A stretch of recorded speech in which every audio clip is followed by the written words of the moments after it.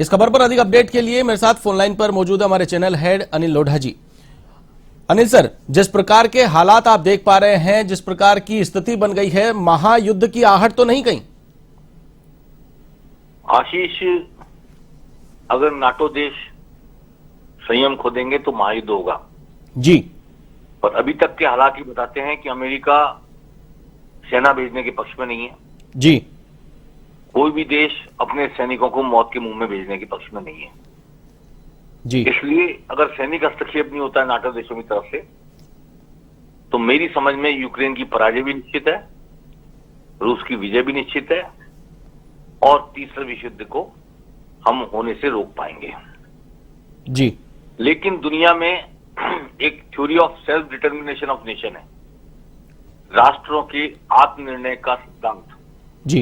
इसी के आधार पर जितनी राष्ट्रीयताएं हैं अलग अलग, उन सबको अपना राष्ट्र रखने का अधिकार है, अलग राष्ट्र होने का अधिकार है। यूक्रेन भी इसी के तहत अलग राष्ट्र है, सोवियत संघ से अलग होकर के अलग राष्ट्र बना है जी। ये theory of self determination of nation खत्म हो जाएगी, आत्मनिर्णय का अधिकार यूक्रेन वालों के लिए खत्म हो जाएगा और उन्हें रशिया के अधीन रहना पड़ेगा। जैसे कभी हम ब्रिटेन के अधीन थे जी। हम अंग्रेजों की गुलामी से के निकले, वापस से ये रशिया के साथ इनको गुलाम की तरह रहना पड़ेगा इस देश को। जैसे कभी चेकोस्लोवाकिया में रूस ने सेना भेजी थी और अपना एक तरह से उपनिवेश बना लिया था, अपनी पसंद की सरकार, अपनी तय करने वाली सरकार रखी थी। ऐसी सरकार या तो वो बना लेगा या अपना एक प्रोविंस बना लेगा इसको। लेकिन जो दूसरा डेवलपमेंट है दुनिया के नक्शे पर वो ये है कि जो कोल्ड वार, शीत युद्ध जिसे कहते हैं, वो खत्म हो गया था पिछले एक दशक से। वो कोल्ड वार वापस शुरू हो जाएगा, सेकेंड कोल्ड वार की शुरुआत हो रही है। थर्ड वर्ल्ड वार शुरू होगा या नहीं होगा ये तो इसी पर निर्भर करेगा कि चूंकि अगर दो देश लड़े और उनके पीछे, पीठ के पीछे रूस अमेरिका खड़े हो जाए तब तो विश्व युद्ध की संभावना नहीं होती, आशंका नहीं होती जी। लेकिन अगर खुद रूस ही लड़ रहा है, एक महाशक्ति लड़ रही है जिसके पास वीटो की पावर भी है सुरक्षा परिषद में जी, तो तमाम शांति की अपीलें बेबुनियाद हो जाती हैं, नकारा हो जाती हैं। चाहे वो पीएम मोदी करें, चाहे बाइडेन करें, चाहे पूरी दुनिया के सारे देश मिलकर भी करें। अगर रूस ने तय कर लिया है कि उसको ये हमला करके जीतना है और यूक्रेन को अपने कब्जे में है तो उससे कोई रोक नहीं पाएगा, ऐसा मुझे लगता है जी। ऐसे में बहुत सारे लोग सामरिक शक्ति के मामले में इस बात को नहीं जानते हैं कि रशिया के पास इतने परमाणु बम है जितने अमेरिका, ब्रिटेन, फ्रांस, जर्मनी सबके पास मिलाकर के भी नहीं है। उनके टोटल से ज्यादा परमाणु बम अमेरिका के पास है, रूस के पास है, क्षमा जी करें। जी। इसलिए रशिया के पास फाइटर प्लेन 10 गुने ज्यादा है यूक्रेन के मुकाबले, सैनिक 10 गुने ज्यादा होंगे, काफी बड़ी तादाद में टैंक वैंक बहुत है, मतलब कोई मुकाबला नहीं है, अनमैच लड़ाई है ये जी। और दूसरे शीत युद्ध की शुरुआत में दुनिया को दो हिस्सों में बंटना पड़ेगा तो कौन किसके साथ जाएगा ये एक इंपॉर्टेंट बात है। हम याद दिला दें कि अब जर्मन की दीवार ढह चुकी है, पूर्वी जर्मनी नहीं है रशिया का साथ देने के लिए जी। एक जर्मनी है। ऐसे ही बहुत सारे देशों में नॉर्थ ब्लॉक ढह चुका है, उत्तर वियतनाम नहीं है, अब एक वियतनाम है जी। उत्तर कोरिया, दक्षिण कोरिया जरूर, लेकिन उत्तर कोरिया रशिया के साथ चल जाए ऐसा लगता नहीं है मुझे। हो सकता है वो अमेरिका के खिलाफ है जरूर, पर वो प्रो रशिया चला जाए और उसके जाने से कोई दुनिया के नक्शे पर बहुत बड़ा संतुलन बिगड़ जाए ऐसा भी नहीं लगता मुझे जी। चीन, रूस और नॉर्थ कोरिया एक साथ हो सकते हैं लेकिन दुनिया के बाकी देश एक साथ होंगे अधिकांश। तो जो रणनीतिक प्रतिबंध लगाना चाहता है अमेरिका, उनके बैंकों की संपत्ति जब्त कर ली, व्यापार बंद कर दिया, 100 कंपनियों को अपने यहां से व्यापार करने से मना कर दिया, रशिया कंपनियों को, अल्टीमेटली ये शीत युद्ध की शुरुआत होगी। तो शीत युद्ध किस जगह जाकर खत्म होगा भी कि नहीं होगा, या एक दिन ये शीत युद्ध गर्म युद्ध में बदल के महायुद्ध में बदल जाएगा, ये नहीं कह सकते। जो शांति की सांस ले रही थी दुनिया शीत युद्ध से मुक्त होकर के, दोनों तीनों महाशक्तियों के एक दूसरे से बात करने, एक दूसरे के साथ व्यापारिक संबंध होने के कारण, वो शांति की सांस अब नहीं ले पाएंगे हम लोग सभी। और इस शीत युद्ध में डिप्लोमेटिक हथियार कितने कारगर होंगे, कितने कामयाब होंगे, ये आने वाला वक्त बताएगा। क्योंकि जो बाइडेन को मैं बहुत आक्रामक राष्ट्रपति नहीं मानता अमेरिका का जी। उनकी जगह ट्रंप होते तो सेना भेज देते, शायद जी, उतार देते। हम भी रशिया के खिलाफ सीधे मोर्चा लेने की स्थिति में नहीं है, जी। कितनी भी पुतिन से बात हो जाए, लेकिन पुतिन किसी का कहना मानेंगे दुनिया में, मुझे नहीं लगता। जी। अगर वो कहना मानने की मानसिकता होती, तैयारी होती उनकी, तो शायद ये युद्ध ही नहीं होता। बिल्कुल।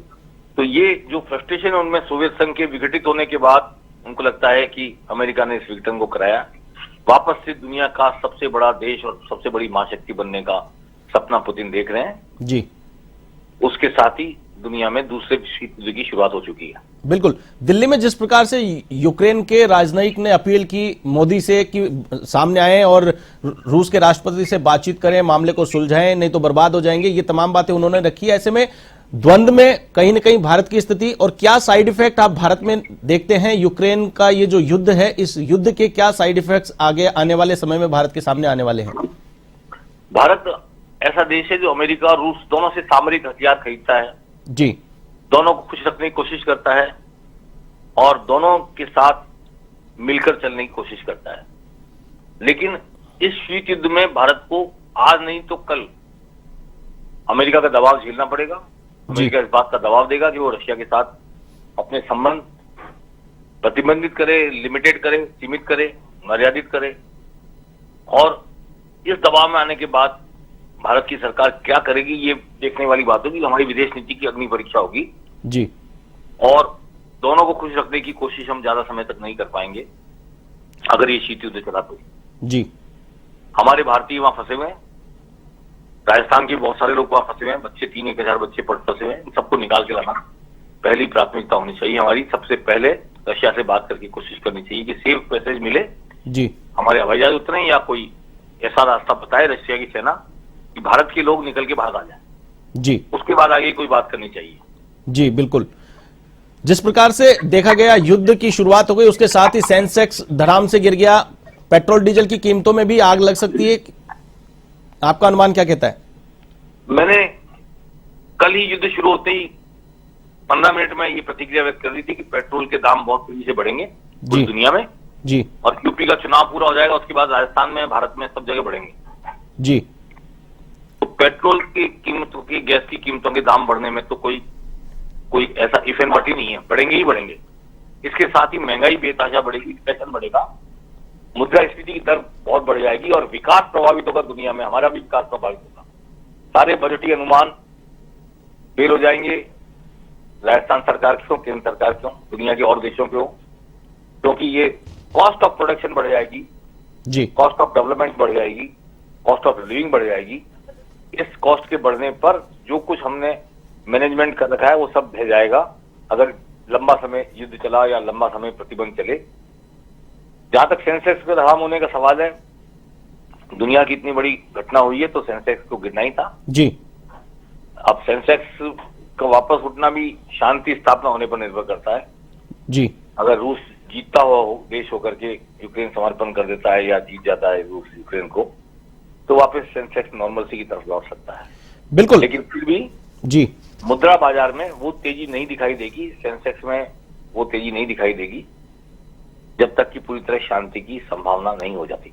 जी बिल्कुल। अंतिम सवाल सर आपसे, अभी मीडिया रिपोर्ट्स में ताजा एक दावा किया गया है यूक्रेन की ओर से, रूस के 800 से ज्यादा सैनिक मारे जाने का दावा यूक्रेन कर रहा है, साथ ही साथ 30 टैंक और 7 जासूसी एयरक्राफ्ट भी तबाह करने की बात यूक्रेन की ओर से कही जा रही है। तो इसका मतलब क्या समझा जाए, कांटे की टक्कर, कड़ी टक्कर यूक्रेन के द्वारा ली जा रही है? देखिए, जब कोई देश होता है उसकी सेना होती है, उसके पास हथियार होते हैं जी, तो पूरे जज्बे के साथ लड़ते हैं। लेकिन इस लड़ाई की लंबाई कितनी हो सकती है ये इंपॉर्टेंट है जी।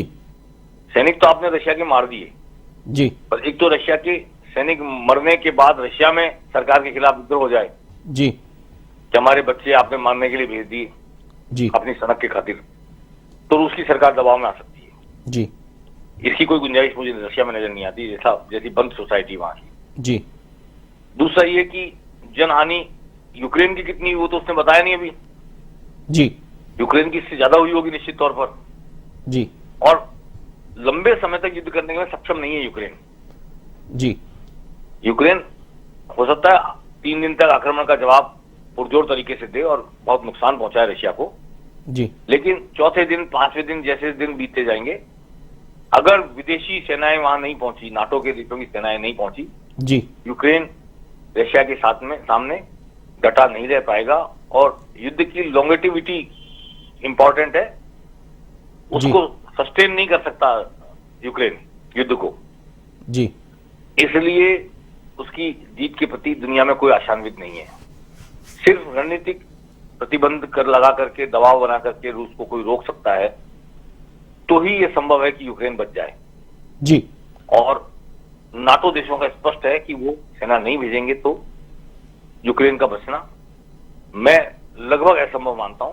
बिल्कुल, क्योंकि कितनी भी बहादुरी से लड़ा जाए, जी हथियारों और सैनिकों की संख्या एक मायने रखती है, बिल्कुल। जिसमें वो रूस 10 गुने से भी ज्यादा बड़ा है यूक्रेन के मुकाबले।